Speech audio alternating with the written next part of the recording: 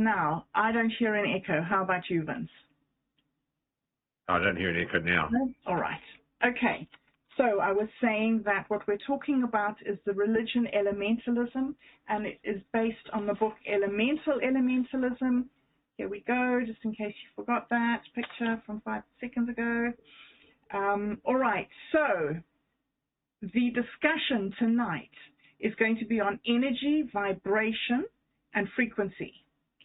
And so, without any further ado, I am going to hand over to my co-host, Vince McLeod of BJM Publishing, and he is going to introduce our special guest who will be with us momentarily, and also he will give us an overview of what we are going to be exploring tonight. So, Vince, over to you.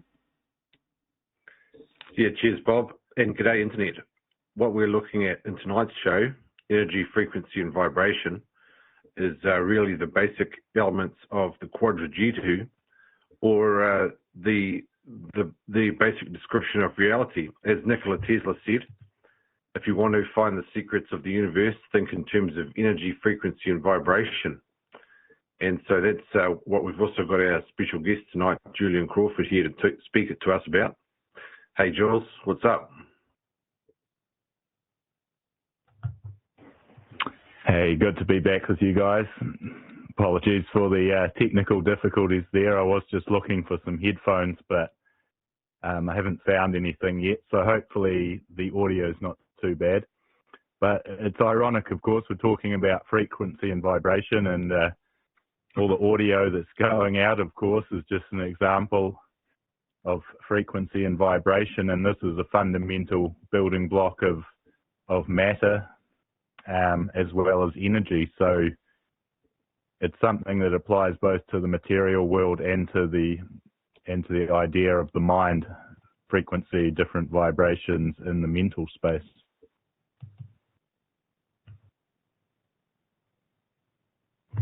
Yep, this relates to what's said in the Kabbalion, where it's said one of the 7 Hermetic principles, the third principle, is the principle of vibration, which is that everything vibrates. Everything in the material world vibrates. There's nothing that's not vibrating, even down to the lowest atom is vibrating. And then everything higher than that also has vibration.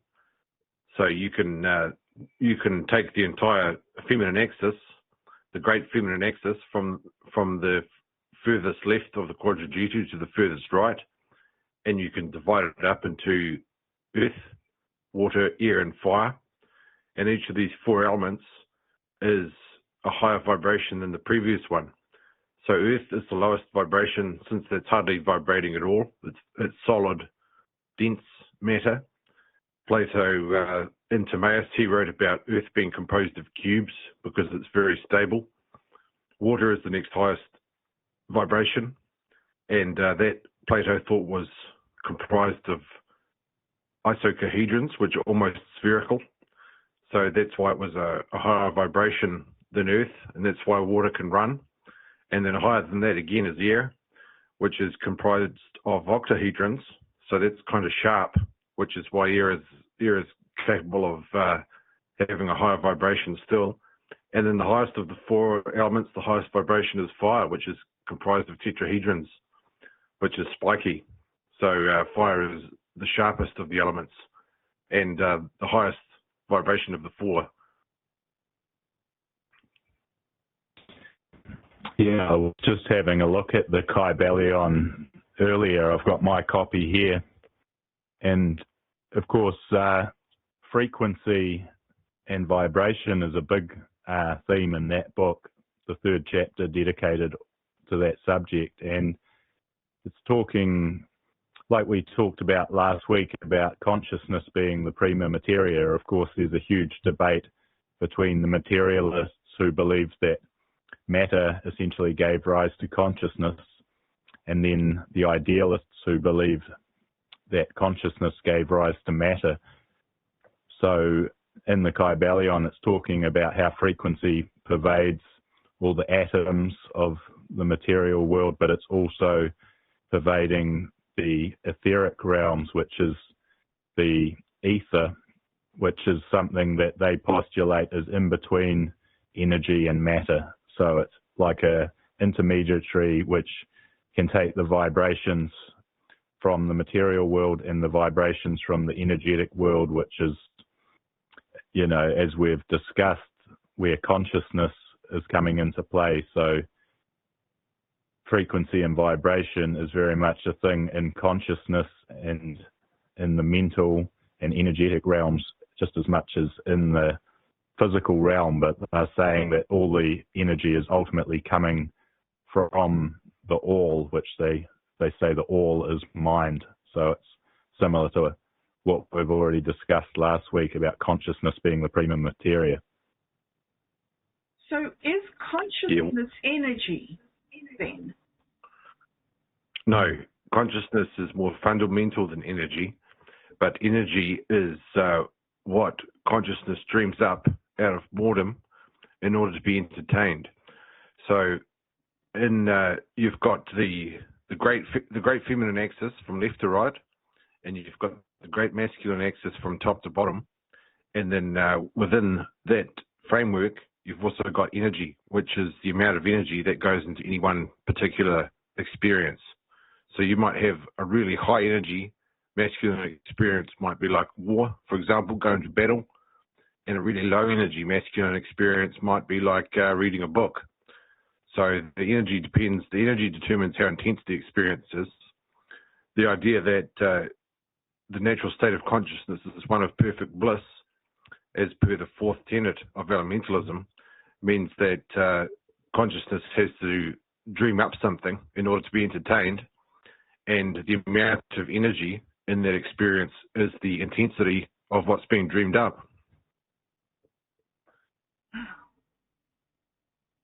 That's really fascinating. So Yeah. a huge, big interplay of forces. That's right. That's why the third tenet of elementalism says, as I've got written on the card here, the great fractal, and that's everything. The great fractal is everything that you're capable of perceiving or sensing or feeling or thinking. That's all possible sensations, perceptions, feelings, or thoughts. The great fractal is the eternal and infinite interplay of the dance between masculine and feminine and the war between good and evil. Now, you consider the dance between masculine and feminine. That is essentially what happens when energy goes left and right along the great feminine axis from either goes towards earth or goes towards fire. And the war between good and evil is what you have when energy goes up and down the great masculine axis. So in terms of the quadrigetu, that's represented, the top of the great masculine axis is represented by the white, which is, of course, when things are working out good. And then the black is when things are going badly. So the energy, depending on if you're in a good or a bad state, the amount of energy you put in will make the experience more intense. So you can have a good experience where the amount of energy is really low, and so it's a not particularly intense experience, like, let's say, having a hamburger or so, something that isn't really that great. But you can also have a high intensity good experience, which would be more like, let's say, perhaps having a good experience on a psychedelic. So the amount of energy really determines the intensity, and the frequency and vibration determine what sort of experience it is.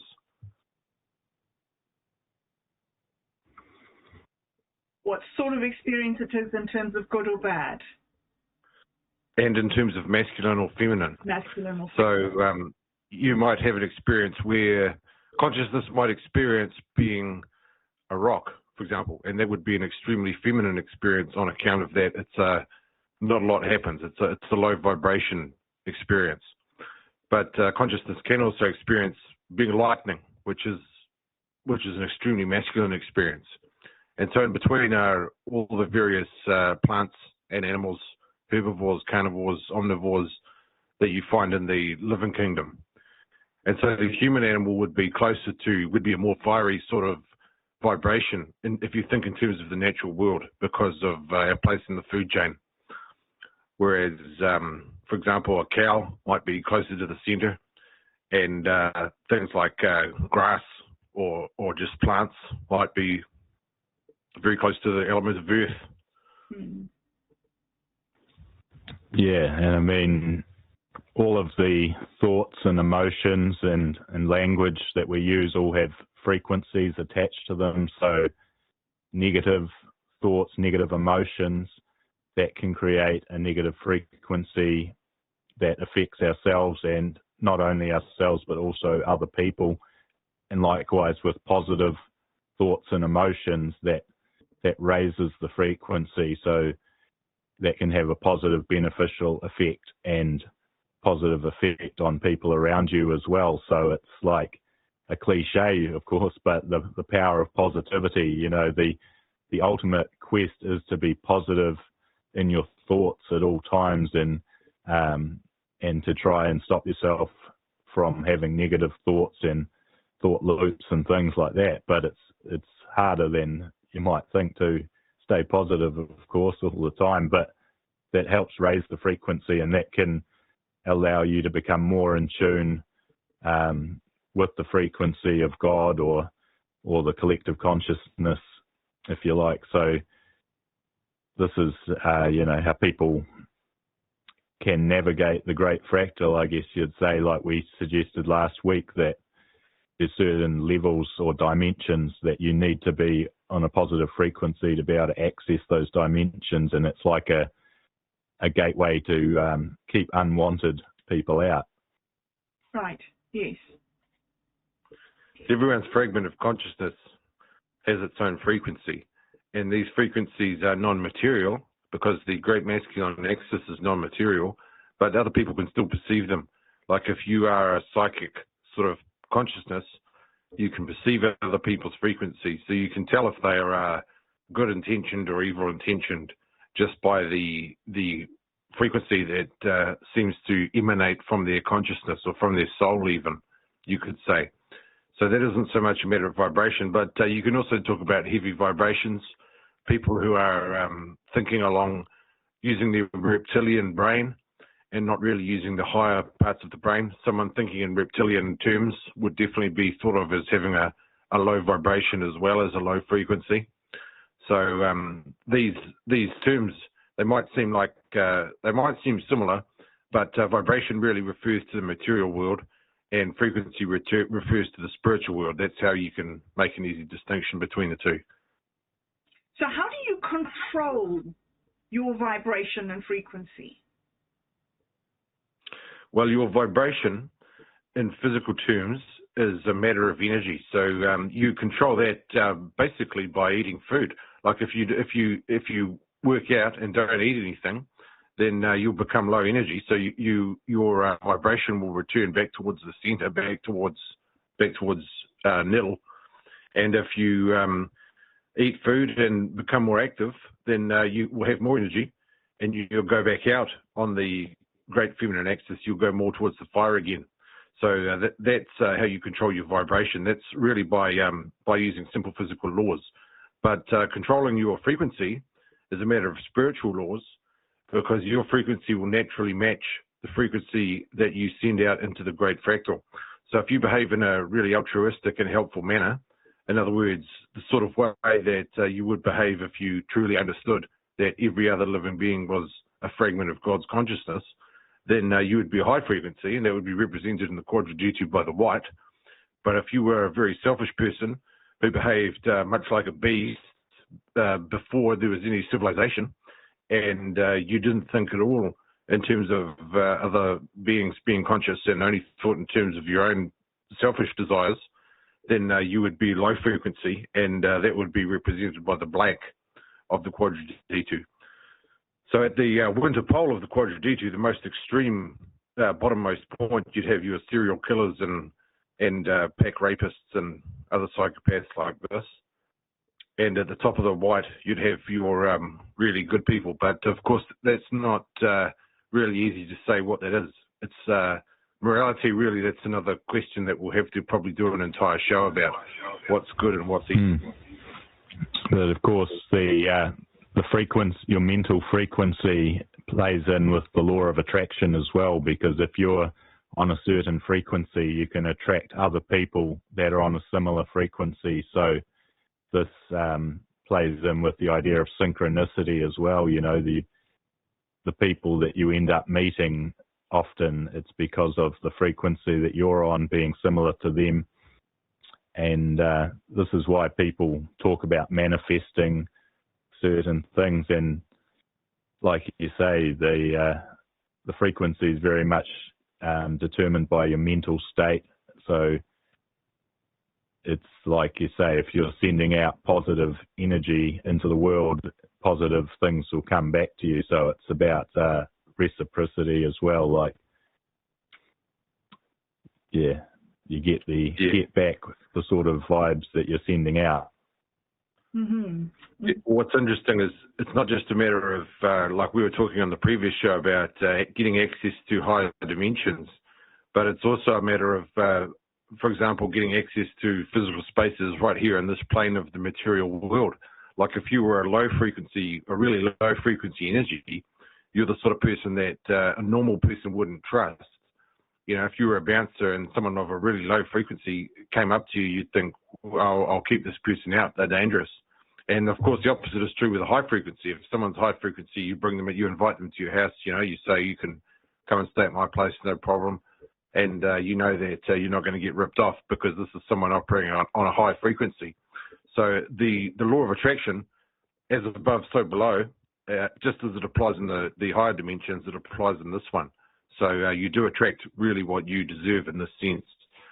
Maybe not from moment to moment, but overall, you attract the energies that match the energies that your soul is on. Now, we got a comment here from your dad's the milkman. We should make burnt corn in fried rice illegal. Take that, China. Yeah, I'm not sure exactly what's meant by that comment, but cheers, your dads. Feel free, anybody who wants to ask a question, please feel free to ask a question here on the live chat. We will answer it as soon as we can. Yes, we'll have to do some research to come back with anything there. Anywho, so vibration is material and frequency is spiritual. And the combination of those things determines whether you're a good guy or a bad guy. Yeah, the vibration doesn't really matter so much in terms of determining if you're a good or a bad person. Vibration determines how much power you have. So if you're a good person but weak, you will be slightly above the great feminine axis over towards the left-hand side. But if you're a good person but strong, you'll be closer towards the summer pole, so you'll be higher on the great masculine axis as well. So the vibration, if you're high vibration, it means you've got a lot of power. Like somebody like Tyson Fury or Mike Tyson would be an extremely fiery sort of being, in the sense that have a lot of energy, a lot of power. But that doesn't necessarily make them good people. That's whether or not they're good or evil is entirely orthogonal to whether or not they have power. So it seems to me that what you're saying is that the good and bad axis. Julian, can you mute? Oh, thanks. The good and bad axis is the masculine axis. Masculinity determines goodness or badness. It's more that masculinity is what's concerned with goodness or badness. The feminine doesn't really care. Like if you look at in a state of nature, for example, creatures don't really have a conception of morality. They just do what's necessary to survive and to reproduce. So the morality doesn't really come into it. It's more of a spiritual conception that only exists when a world or an entire realm or universe gets to a high enough frequency that it starts to matter. Whereas by contrast, good or evil, that's along the masculine axis, because really if you look at history, for example, it's mostly men who are concerned with coming up with theories of morality. It's rare that a woman comes up with a theory of morality. Perhaps Helena Blavatsky, perhaps Hypatia can be said to have done so, but it's still much less common for women to come up with that sort of thing. Whereas there's innumerable men who have come up with moral theories. So the central axis, the great masculine axis, the up and down axis is more of a masculine concern, and the left to right axis, the feminine axis, is more of a feminine concern, because that relates more to survival and reproduction and the real elementary physical concerns. Yeah, I mean, I was reminded before of something that Terence McKenna spoke about, and that is that he postulates that the brain is like a transmitter-receiver. So we are receiving these frequencies, these mental frequencies, and we're transmitting the mental frequencies, and this is how we're interacting with the great fractal, as we call it. So ultimately, where our mind is moving through these different parts of the great fractal, depending on what sort of frequency and energy is going out and the interaction back and forward. So, you know, like Nikola Tesla talked about energy, frequency, and vibration a lot, didn't he? Because he said that they were the keys to understanding the universe. And he was also someone who, you know, like in the Kybalion, Hermes Trismegistus, talks about the ether. We know that Nikola Tesla also believes in the ether, and this was a fundamental part of his scientific theory.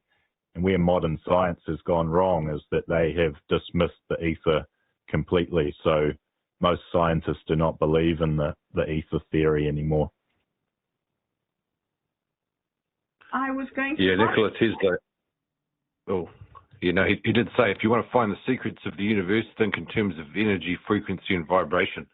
And that's really summarised what we're talking about in this episode. Okay, so I have a question here that says, how does frequency relate to reincarnation? Well, that's a really good question. And it can be answered by reference to what's called the law of assortative reincarnation. So when your physical body dies and all you've got left is your fragment of consciousness that has a frequency, the world in which you reincarnate in, which is to say the part of the great fractal that your consciousness will come to be aware of after death, reflects the frequency of that consciousness.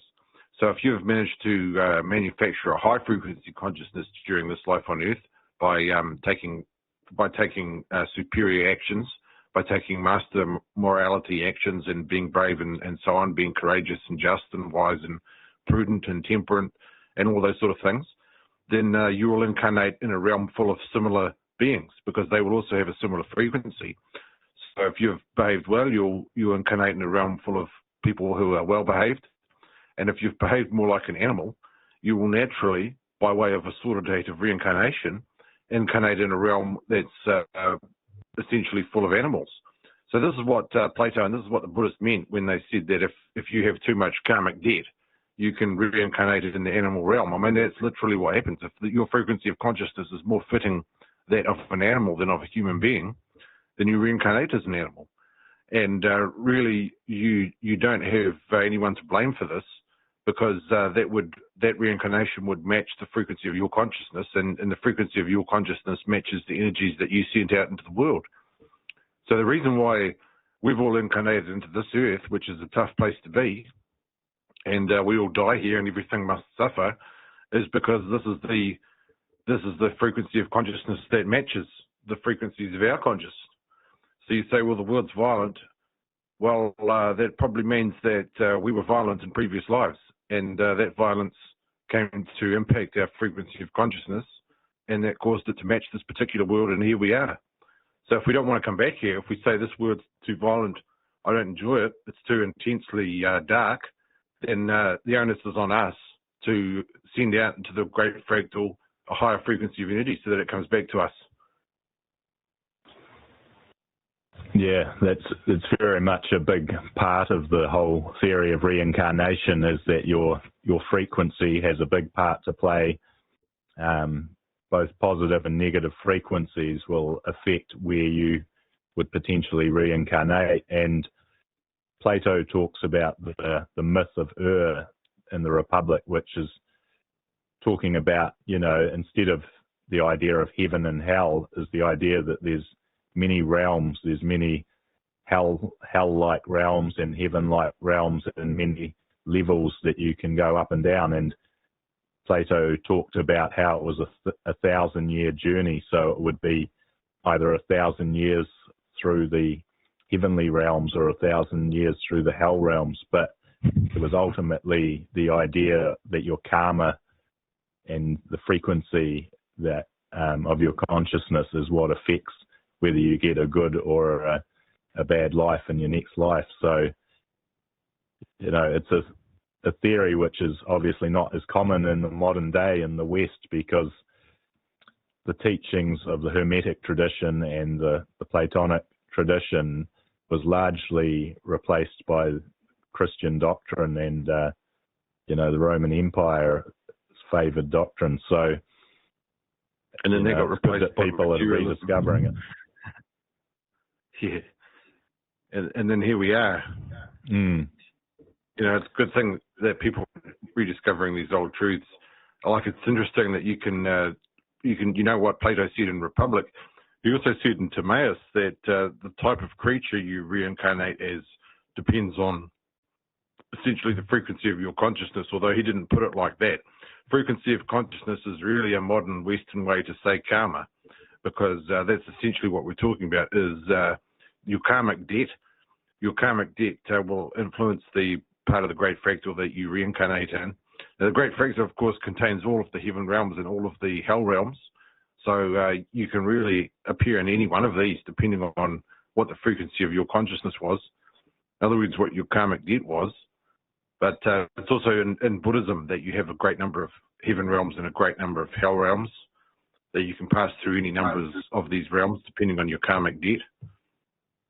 Yeah, and it's interesting that it wasn't just based on their behavior, because someone might behave well and live a good life and think that they don't have any bad karma, but when they go to have their next life in the story, it said they chose to become a tyrant because they had been suppressing that just because they were trying to follow the rules and the laws in their previous life, and they weren't doing it because of a good moral foundation. So, it's also about having the moral compass, not just following all the rules and being well behaved. So all of your thoughts affect your vibration as well, not just your physical deeds. So this is something else. Sorry, it's something else that Plato realized was that the thoughts do affect your frequency of consciousness, so that like thoughts lead to emotions, and emotions lead to actions, and actions lead to destiny, really. So thoughts, you can, if you want to change your frequency of consciousness, best place to start is by changing your thoughts. So it all comes back, it sounds to me, it all comes back to personal responsibility. Like every single decision you make in life is a vital decision. It's not just, oh, well, whatever. It's like, this is your future, is what you're doing right now, what you're deciding right now is your vibration. Yeah, that's right. That's right. Every decision you make will alter both your vibration and your frequency. And depending on what their frequency is, at your point of death, you will either reincarnate in a good place or a bad place. Yeah, it's heavy, but it does mean that there is meaning in every action. You could see it as saying that there's a lot of pressure, but you could also say that it means every action is meaningful. Every day is meaningful. Even if you're only interacting with a very simple person, you can say, well, at least this is an opportunity for me to practice increasing the frequency of my consciousness. It's worth noting that Plato understood that the ultimate point of it all was to entertain the gods. Like, the point of it is not to achieve the highest possible frequency of consciousness. Although that might be a minor aspiration to achieve the highest possible frequency of consciousness, but in elementalism, it's believed to be a slave morality. If you want to escape the great fractal, if you want to escape, like in Buddhism, you have escaping samsara, and in Christianity, you have going to heaven forever, And these ideas are not considered particularly healthy in elementalism. So in elementalism, you understand why somebody might want to incarnate as a tyrant, even though that would be let's say a bad thing that would incur karmic debt and push them down the great masculine axis. Because you understand that the reason why anybody incarnated as anything in the first place was to entertain the gods. And therefore incarnating as a tyrant, well, I mean, that's just as legitimate as anything else. But if you're going to do it, you ought to be aware that it's going to have karmic consequences, that's all. But then that's part of the journey. You might want to entertain the gods by going down in karma and then coming back up again.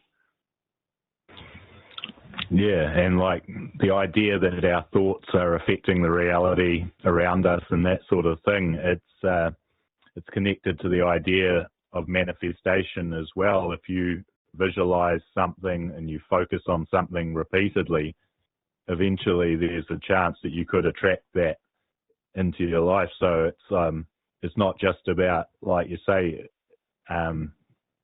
getting spiritual bliss. It could be that you want to try and manifest being a millionaire or being a famous sports player or a politician or something like that. And if you just focus on that goal over and over, eventually the idea is to visualize yourself in the future in that role already, and then you just act like it's already starting to happen and that sort of thing.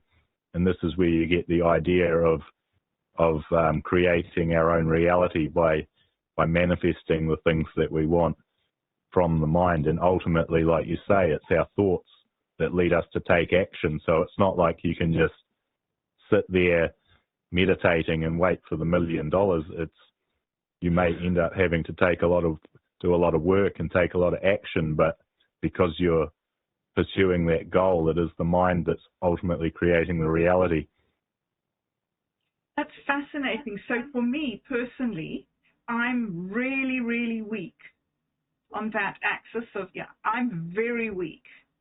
And to take these actions that I need to take to transform my life, I need to be really strong. So now, how do I get from being so weak and so passive and so apathetic to being somebody who's firing on all cylinders and is like, what was that thing that was in your channel the other day, Vince? Was it Build a Media Empire? Was that it? Yeah, that's what you got to do. How do you build a media empire when you're so weak that you can hardly even like hold it together? Well, it's not easy, but you'd say that somebody in this situation was of a low vibration, and it was a matter of raising the vibration. This is getting into more like Ayurvedic medicine rather than modern Western medicine, which is cool. But you're probably talking about, like what Julian said, you try and focus your energy on manifesting a higher vibration, which would be in this case, it would be a higher energetic vibration. So you'd focus your energy on being as active as possible, on being as strong as possible, and focus that energy on perhaps mediating the factors within yourself that cause weakness, such as a propensity to despair, for example, such as a lack of rectitude. I mean, it does come back to this. It does come back to the old ye old rectitude. If you've got rectitude, then you will go up the great masculine axis. You will become stronger, and you will see that the feminine element in other people will become devoted to you. So if you wanted to, the media empire thing, if you just had the rectitude to speak the truth, then in theory, the feminine element of the great masses ought to devote themselves to you.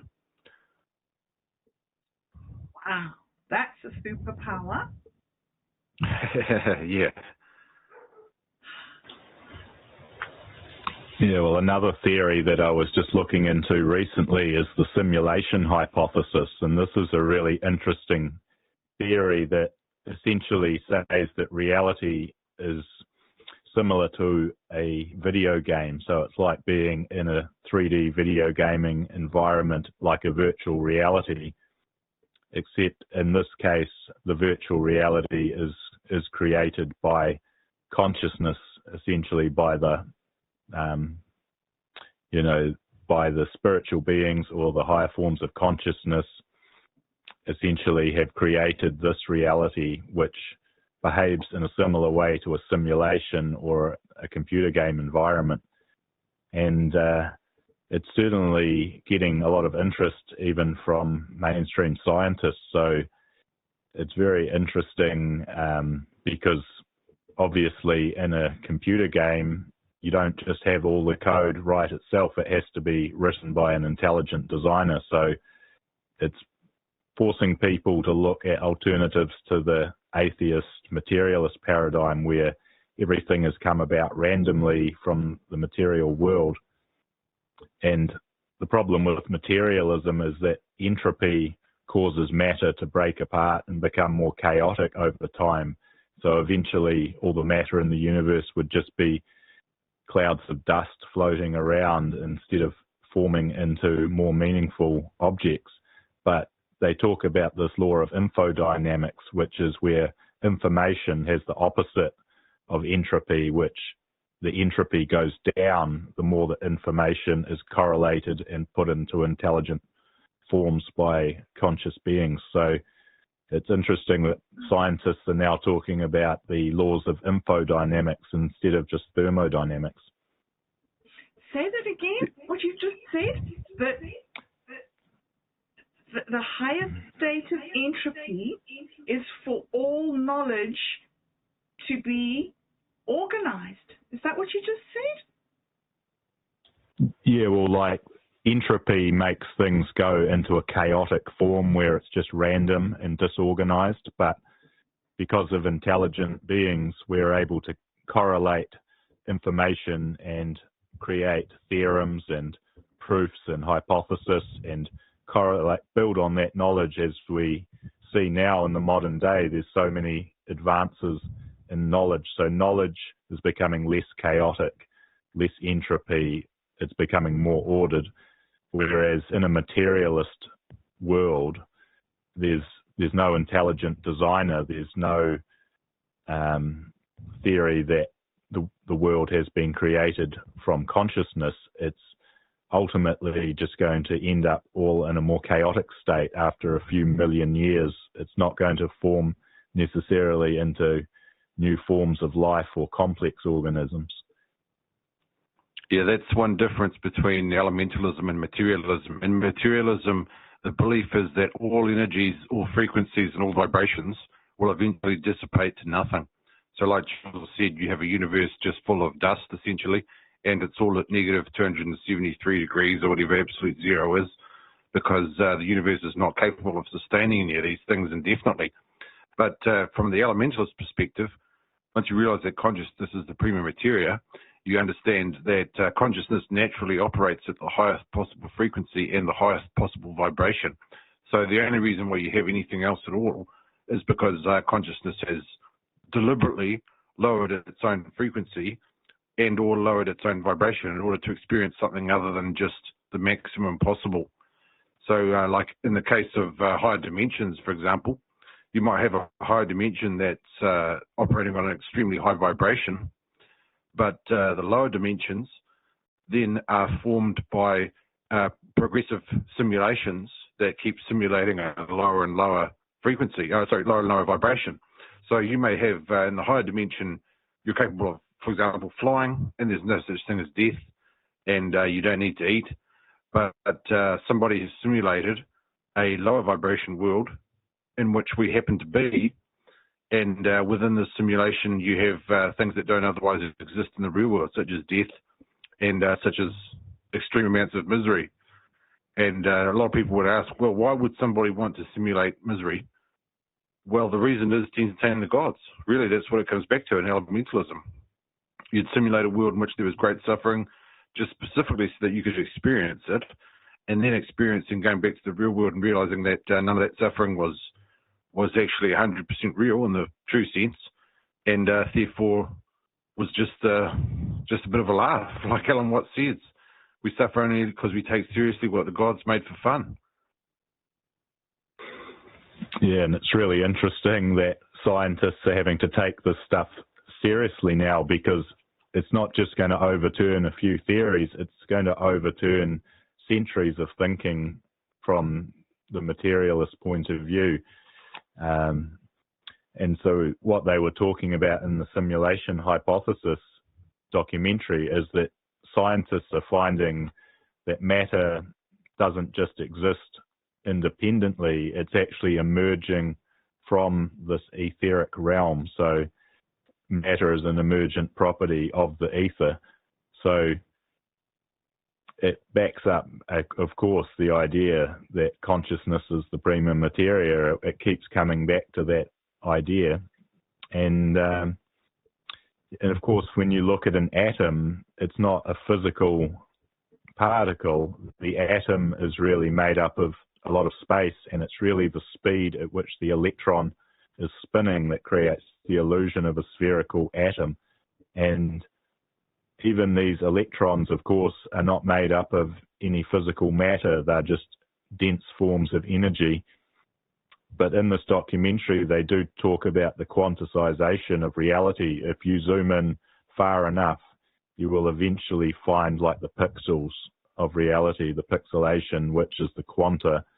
And it's like electrons and photons. They're all essentially like, they're all identical to each other. So there's like a class of photon, and then reality is able to copy millions, trillions of those photons out there. And these are like the building blocks of reality.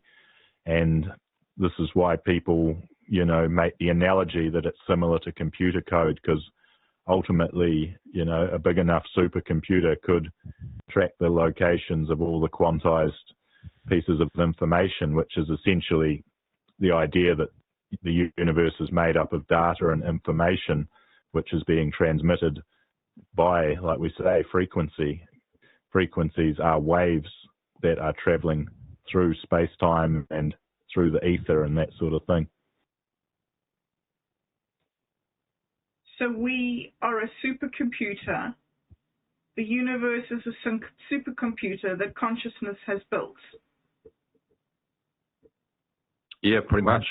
But it could be much more complicated than that. It could be that consciousness has dreamed up a higher dimension, and within that higher dimension, somebody has created a simulation, and our fragments of consciousness have somehow become attached to that simulation rather than the higher world, which is actually more real. One thing that you'll experience in the lower dimensions is that the density of the vibrations mean it doesn't feel quite as real. Like people can sense deep in the soul, you can sense that this world's not fully real on account of that it's the vibrations and the frequencies are too low. But you get to experience higher ones if you can graduate out of this. Or you could experience lower ones. I mean, you could always incarnate into a lower realm if you wanted to. You could say, I would entertain the gods by reincarnating as a shark, for example, or an eel, and so I'm going to do it. I'm just going to deal with the low frequency, low vibration life for perhaps a couple of hundred life cycles.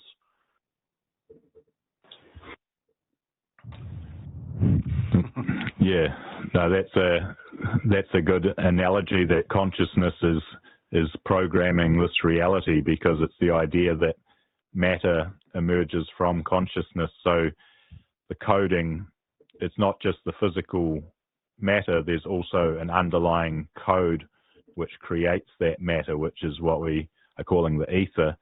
And so, yeah, the analogy with a computer program, it's intelligent design, but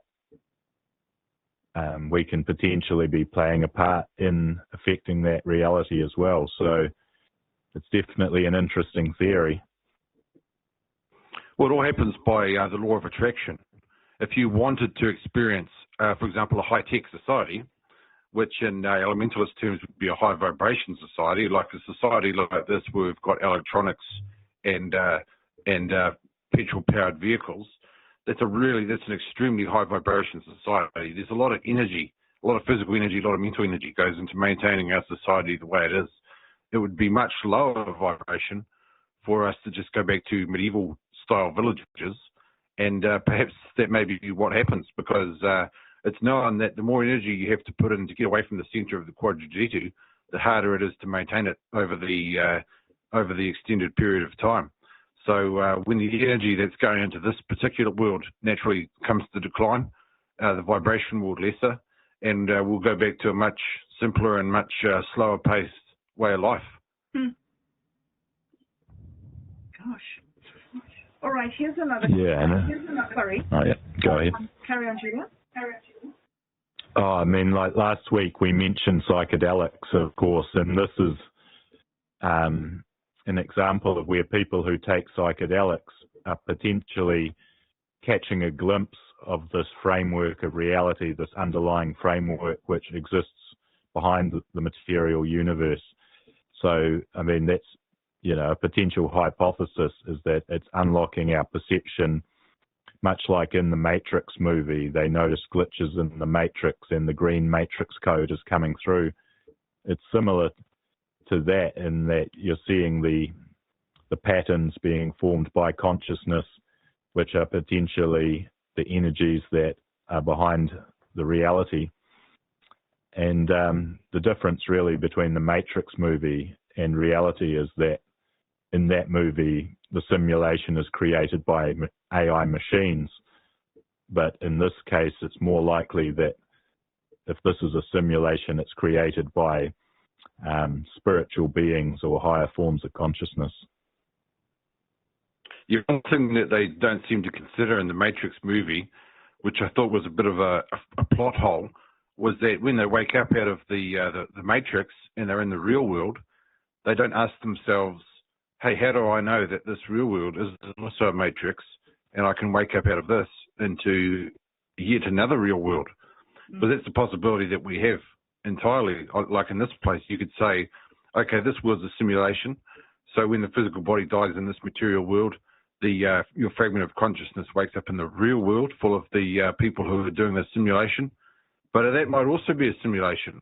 Like there's no reason why you couldn't have recursive simulations, 10,000 of them, and so you have to die 10,000 times before you wake up in the actual real world, and then that might be a dream in the first place.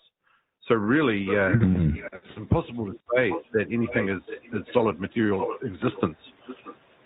Yeah, it was hinted at in the scene where Neo is in the real world, but he was able to use his superpowers to stop the Sentinel, which in the movie it's not really explained how that happened, but one possible explanation is that he's woken up out of the Matrix into the so-called real world, but then he's realized that that world is also a Matrix simulation and that he was able to use his Matrix powers in that scene. But it's like you say, there could be multiple layers of simulation going all the way up, and it comes down to how you define simulation. Like the whole universe and the whole reality could be a so-called simulation, and that we're just experiencing different parts of that simulation, like a gigantic, multiplayer role-play game, MMORPGs. Yep. So if you keep that's the belief in elementalism. Every time you die, What's that, Bob? level up. So it's a game. So we die and we level up. And we die and we level up. So if we're entertaining the gods and we're moving through these vibrations, where do we get to in the end after all these vibrations? Is there a place that you go after all your reincarnations and all your raising your vibrations? Well, in theory, you could completely re-merge with God, or completely re-merge with consciousness, so that you were, in theory, aware of everything. Like if you fully re-merged with God, you should be conscious of literally every sensation, every perception, every thought, every feeling. In other words, you'd be aware of the entire great fractal. But as per the fourth tenet, you'd soon get bored of that, and you'd want to reincarnate as something more low again for the sake of contrast.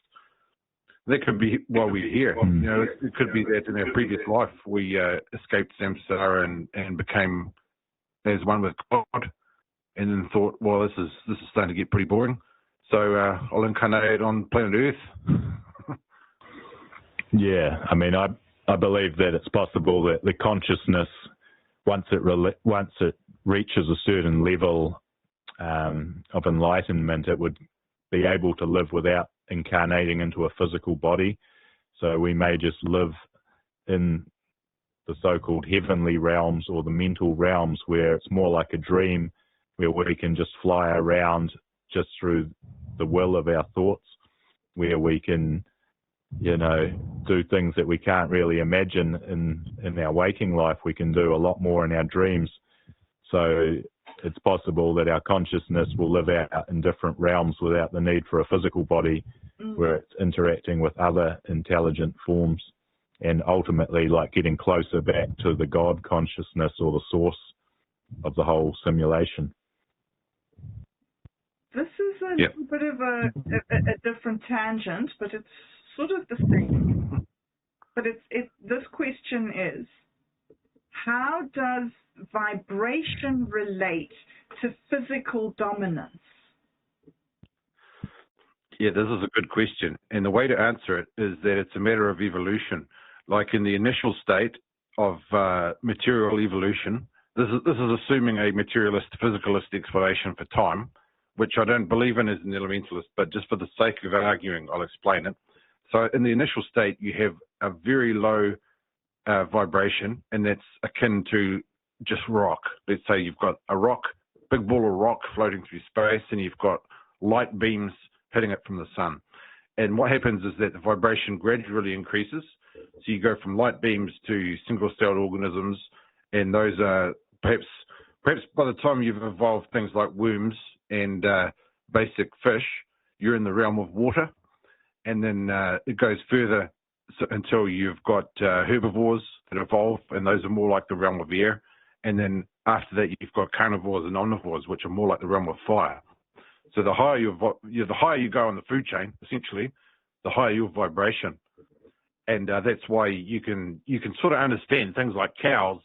For example, if you're hanging around a cow, you can kind of tell they're on a really low vibration. Like they don't have a lot of powerful emotions like a cow, generally really chilled. But the higher you go, like once you get up to birds and cats and things like this, they're generally more, the high vibration. They got more energy in them. Yeah, and of course, a big problem today is that people are getting caught up in the vibrations of society and all the problems. Of course, people are watching the news. The news media are terrible for putting death and depressing stories on the news, and that's affecting the conversations and the thoughts that people are having, and they get caught up in the frequency of mainstream society.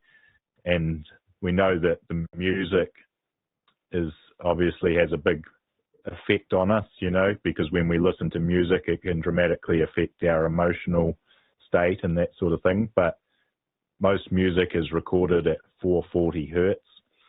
And in my band, we tune to 432 hertz because it's believed you can get a more resonant frequency, a better positive frequency from that 432 compared to 440. So,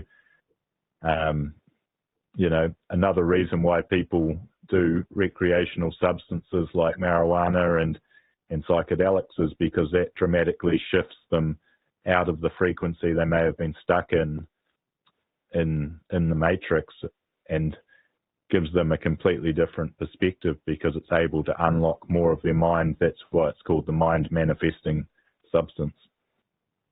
Yeah, the matrix can be thought of as a low frequency or a low vibration that is deliberately pushed on people in order to make them submissive.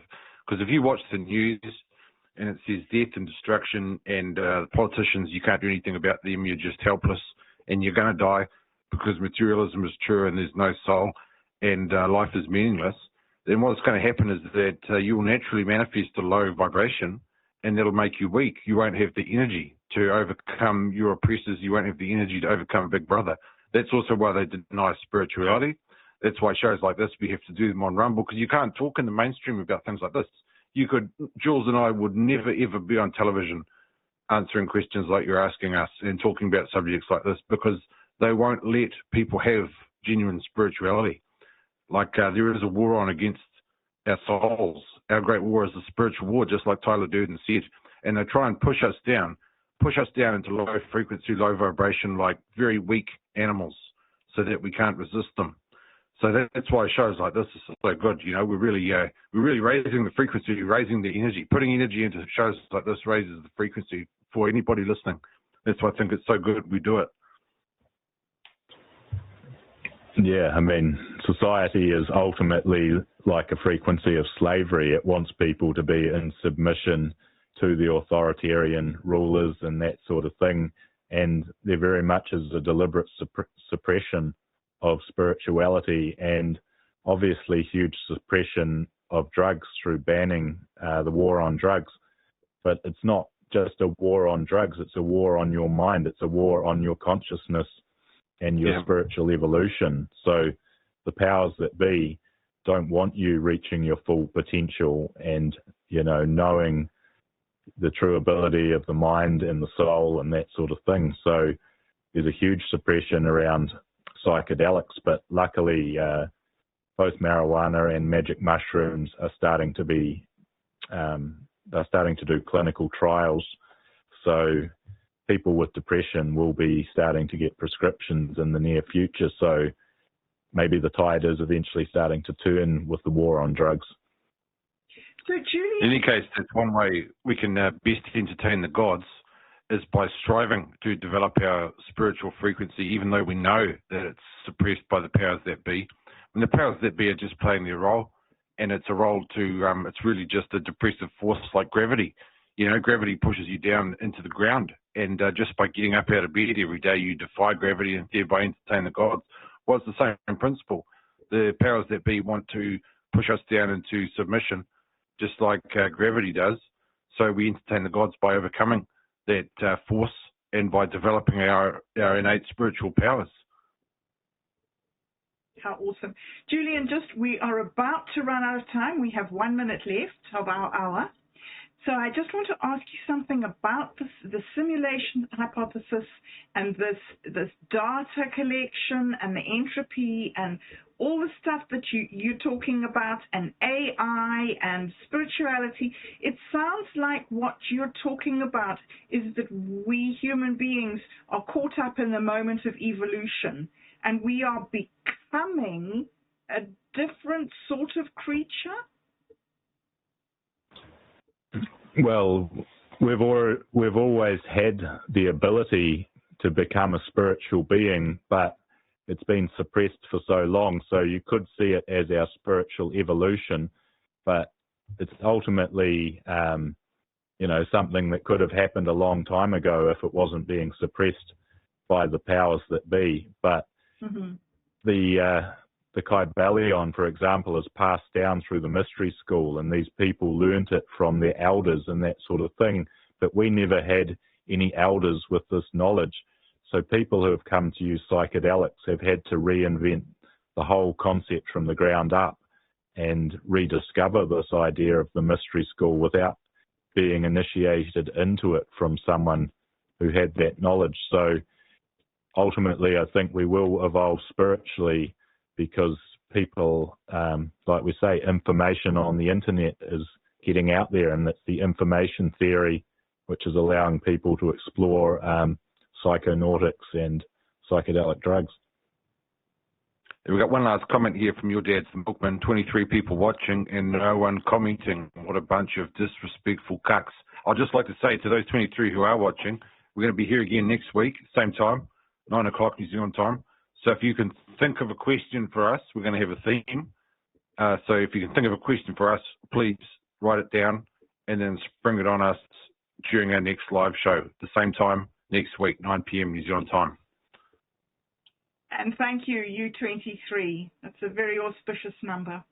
Until next week then, goodbye. Cheers, Internet. Thanks for listening. Cheers, Jules. Cheers, Bob. Catch you next time. Cheers. See you later.